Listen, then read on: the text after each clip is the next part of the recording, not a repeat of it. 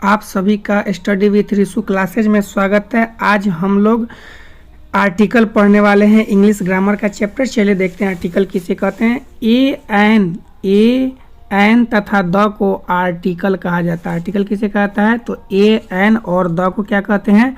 Article कहते हैं। ठीक है, अब इनका प्रयोग जो होता है किसी भी नाउन को इनडिफिनिट मतलब होता है अनिश्चित, या डिफिनिट यानी कि निश्चित बनाने, अर्थात कहने का मतलब है कि आर्टिकल का प्रयोग हम लोग इसलिए करते हैं कि कोई भी नाउन को हम लोग क्या कर सके, डिफिनिट या इनडिफिनिट बता सके। जैसे देखिए कह रहा है कि a beggar has stolen your shirt, यानी कि कोई भिखारी आपका शर्ट चुरा करके ले गया। This is the house in which I live, यह वही घर है जिसमें मैं रहता हूँ।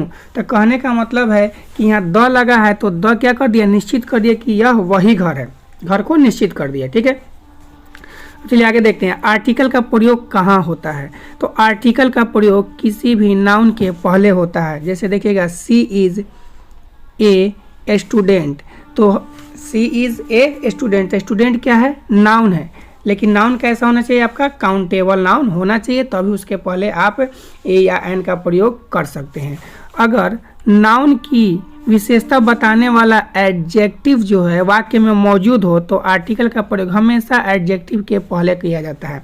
चलिए समझते हैं। जैसे लिखा हुआ है she is an excellent student, student आपका यहाँ पे क्या हो गया? नाउन हो गया, लेकिन इस नाउन का एडजेक्टिव क्या हो गया? एक्सीलेंट हो गया।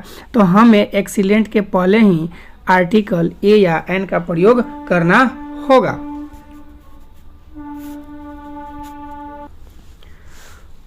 अगर एडजेक्टिव की विशेषता बताने वाला एडवर्ब भी अगर सेंटेंस में मौजूद हो तो आर्टिकल का प्रयोग हमेशा एडवर्ब के पहले होगा। जैसे she is a very excellent student, student हमारा क्या हो गया? नाउन हो गया, और ये क्या हो गया?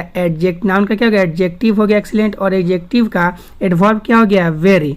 तो हमेशा आप जो आर्टिकल का प्रयोग कीजिएगा, यानी कि जिस सेंटेंस में अगर एडजेक्टिव एडवर्ब हो तो आपको हमेशा एडवर्ब के पहले आर्टिकल का प्रयोग करना होगा। अब देखते हैं आर्टिकल को कितने भागों में बांटा गया है। तो आर्टिकल को जनरली दो भागों में बांटा गया है, एक इनडिफिनिट और एक डिफिनिट।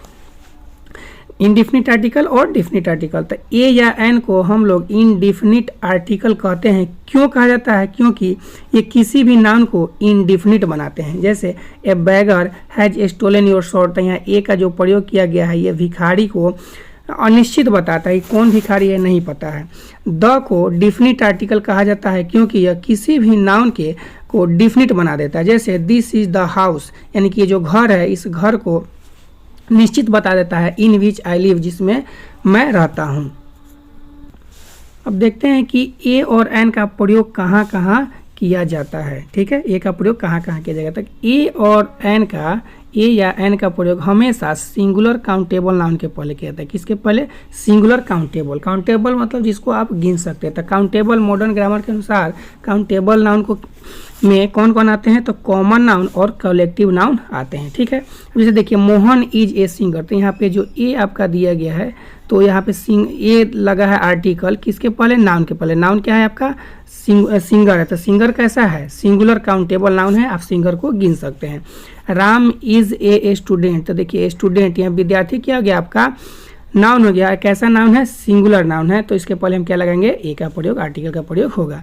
ए डॉग, देखिएगा ये डॉग आपका क्या है? नाउन है, सिंगुलर नाउन है, इसके पहले क्या लगा है?